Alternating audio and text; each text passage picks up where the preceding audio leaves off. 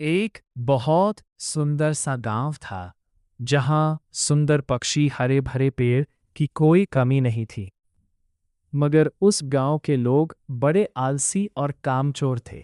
वो कोई मेहनत नहीं करते थे, बस यूं ही पड़े रहते थे। उसी गांव में एक घर में माधव नाम का एक लड़का रहा करता था। माधव न केवल दिल का साफ और भोला भाला था, बल्कि वो घर के कामों में अपनी माँ की मदद भी किया करता था। माँ की सहायता करने के बाद माधव खुशी खुशी खेत में जाके कड़ी मेहनत भी करता। एक दिन खेत में कड़ी मेहनत करने के बाद माधव गांव के बाजार में गया। गांव के बाजार में माधव को पोटली लिए एक बूढ़ा आदमी मिलता है।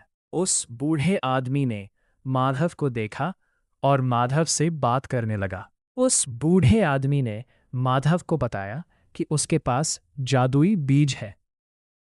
वो जादुई बीज उसने माधव को दे दिए। माधव जादुई बीज लेकर खुशी खुशी अपने घर की ओर चल दिया। जादुई बीज के बारे में माधव अपनी माँ को बताता है। माधव की माँ ये जानकर खुश होती है और उन बीजों को खेत में बोने के लिए कहती है।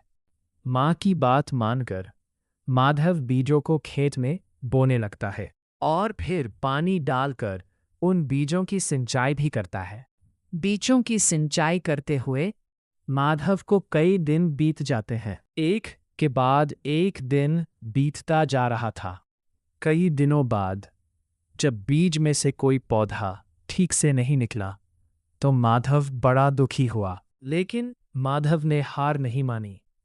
गांव के दूसरे बच्चे माधव का मजाक बनाते। गांव के बच्चे कहते, माधव, तुम कितने मूर्ख हो जो इन बेकार के बीजों को सींचने में इतनी मेहनत कर रहे हो। माधव उनकी बातों से जरा भी नहीं घबराता और सिंचाई करता रहता है। माधव ने ठान ही लिया था कि जादुई बीज से पौधा उगाकर ही दम लेगा।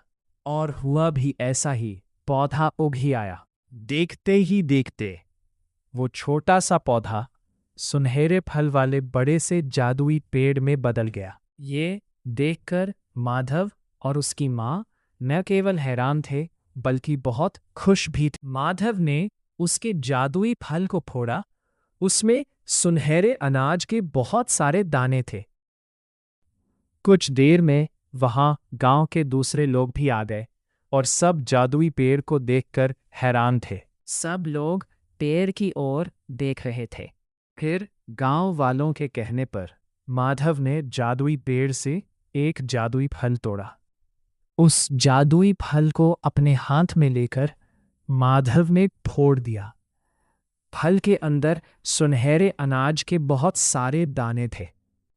माधव सुनहरे अनाज के दानों को सभी गांव वालों में बांटता है। माधव की इस दयालुता को देखकर सभी गांव वाले माधव का धन्यवाद करते हैं। माधव भी बड़ी विनम्रता से हाथ जोड़कर सभी गांव वालों को नमस्कार करता है। फिर खुशी में सभी नाचने लगते हैं।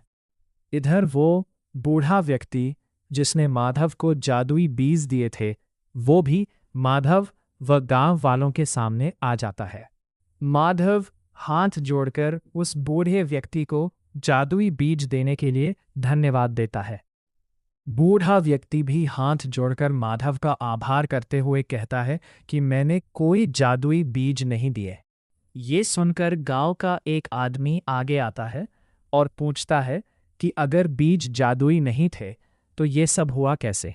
गांव के उस आदमी की बात सुनकर वो बूढ़ा व्यक्ति माधव की ओर देखते हुए कहता है कि ये सब माधव की मेहनत का जादू है, जिससे साधारण बीज भी जादुई बीज बन गया। बूढ़ा व्यक्ति बोला, माधव ने बीज बोया, फिर बीजों की सिंचाई बड़ी मेहनत से की, उसी के कारण बीज पौधा बना और फिर ये पेड़ जिसके फलों में सुनहरे अनाज है। सभी ने माधव के लिए तालियां बजाई और माधव के मेहनत की बहुत तारीफ की। सभी गांव वालों के साथ साथ माधव भी बहुत खुश था।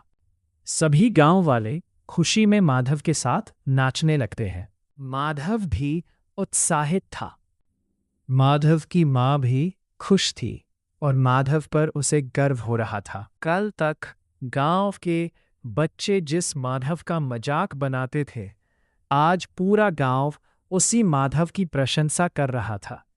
ये सब माधव की कड़ी मेहनत का परिणाम था। माधव से प्रेरणा लेकर सभी गांव वाले माधव के साथ मेहनत करने लगे। सभी गांव वालों ने मेहनत के जादू और उसके जादुई असर को देख लिया था। अब पूरा गांव पहले से ज्यादा खुशहाल, पहले से ज्यादा समृद्ध और पहले से भी अधिक सुंदर बन गया था। मेहनत ही थी वो जादुई बीज। कहानी अगर पसंद आए तो कृपया लाइक करें, कमेंट करें, शेयर करें और चैनल को सब्सक्राइब करें, जिससे ऐसी और कहानियां आप तक पहुंच सके। धन्यवाद।